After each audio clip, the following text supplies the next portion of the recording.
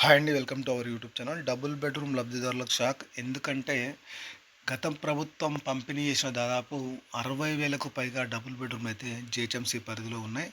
ఈ ఇళ్లలో ఇప్పటివరకైతే చాలామంది ఉండడం లేదు. ఎందుకంటే కొంతమందేమో అక్కడ సౌకర్యాలు లేవని చెప్పేసి, మరికొంతమంది ఈ సిటీకి దూరంగా ఉన్నాయని చెప్పేసి చాలామందైతే ఉండడం లేదు. ఇలాంటి ఇళ్ళకు గతం నుంచే నోటీసులు కూడా ఇవ్వడం జరిగింది. నోటీసులు ఇచ్చినప్పటికి కూడా ఇంతవరకైతే వెళ్ళలేదక్కడ.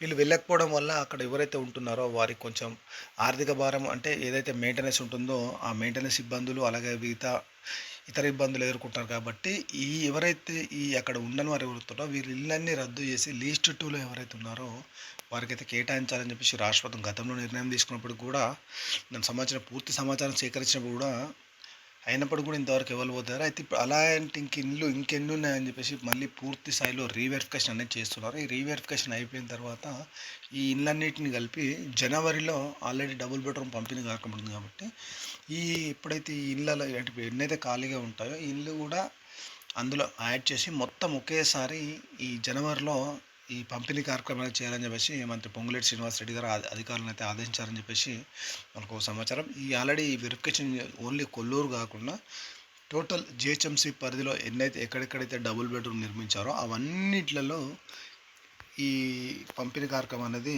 ఉంటుందన్నమాట. పూర్తిగా వెరిఫికేషన్ చేసి పంపిణీ కార్యక్రమం ఉంటుంది. మీకు తెలిసిన కూడా వీడియో షేర్ చేయండి. Thank for watching our YouTube channel.